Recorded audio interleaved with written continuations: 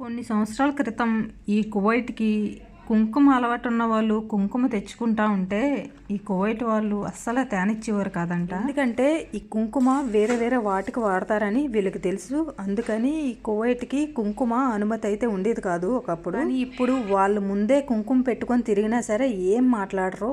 అంతలా మారింది ఇప్పుడు జనరేషన్ అయితే ఈ కువైట్లో. కానీ దేశం 7 సముద్రాలు దాటి ఇక్కడికి వచ్చి కూడా మన ఇండియా పద్ధతులు, మన ఇండియా పూజలు ఇక్కడికి వచ్చి వీళ్ళ దేశంలో చేసుకుంటున్నామంటే అది కువైట్ వాళ్ళ అనుమతిని బట్టే. అప్పుడు హిందూస్ అంటే వీళ్ళు భయపడేవారు, పూజలు అంటేనే వీళ్ళకి భయం. కానీ ఇప్పుడు ప్రతి ఒక్కరిని కూడా వీళ్ళు గౌరవిస్తున్నారు, ప్రతి ఒక్క దేవునికి కూడా వీళ్ళు గౌరవిస్తున్నారు, గౌరవం తీసుకుంటున్నారు. వీళ్ళు ఎంతైనా వీళ్ళ దేశంలో ఉండి మన అలవాట్లు, మన పద్ధతులు ఇక్కడ కూడా మనం చేసుకుంటున్నామంటే చాలా అంటే చాలా హ్యాపీగా ఉంటుంది ప్రతి ఒక్కరికి కూడా. గల్ఫ్లో మన హిందూస్కి గుడి ఒకటి లేదు, కానీ ఉన్న సాంప్రదాయాలన్నీ కూడా పాటించుకోవచ్చు. అంత స్వేచ్ఛనైతే ఇచ్చారు ఈ కువైట్ వాళ్ళు. ఈ కువైట్కి వచ్చిన కొత్తలో కుంకుమ పెట్టుకోకూడదు, మెట్టెలు పెట్టుకోకూడదు, పట్టీలు పెట్టుకోకూడదు అని చాలా అంటే చాలా రూల్స్ పెట్టారు. కానీ ఇప్పుడు అటు అన్నిటికీ కూడా అనుమతి అయితే ఉంది.